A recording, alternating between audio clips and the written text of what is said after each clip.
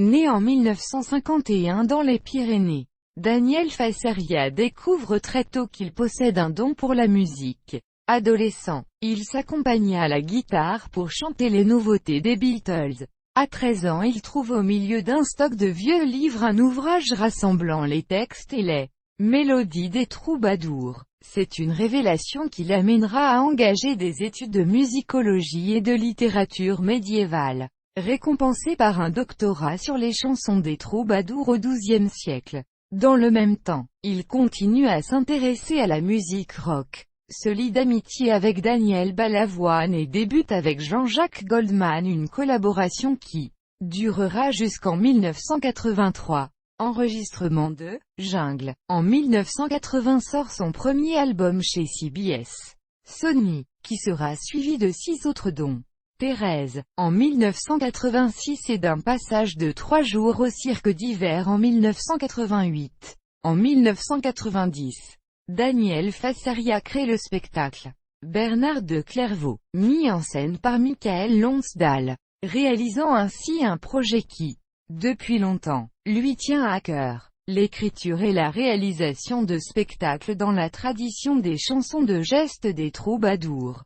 Marie, créé en 1992, rassemble en 3 ans, 300 000 spectateurs. En 1996, le Bal des Exclus, avec l'Abbé Pierre, est créé au Zénith de Paris, avant de tourner dans toute la France. En 1998, l'UNESCO parraine un spectacle, Allons Marron, sur l'abolition de l'esclavage créé à l'île de la Réunion avec Monseigneur Gilbert Aubry.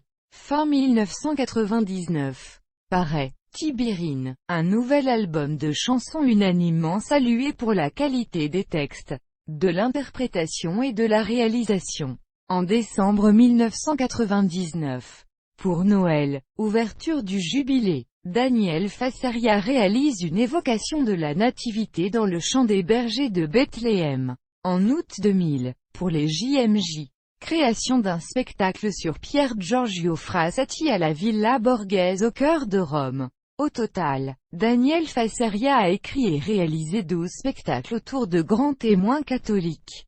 Thérèse, Jean de la Croix, François et Claire d'Assise, Frédéric Ozanam, Clovis, Marthe Robin, Pier Giorgio Frassati. En 2001, sort Oser l'éternité, un album live regroupant les plus belles chansons de ses spectacles. En 2002, Que du bonheur, un nouvel album studio, voit le jour et sera suivi de 10 années de silence médiatique durant lesquelles Daniel Fassaria s'investit dans de nombreux projets, notamment l'association Marie de Nazareth qui promeut la spiritualité mariale à travers le monde. Il participe à l'écriture d'un film sur la vie de Saint Jean et réalise des recherches musicales pour le Centre Marie de Nazareth à Nazareth.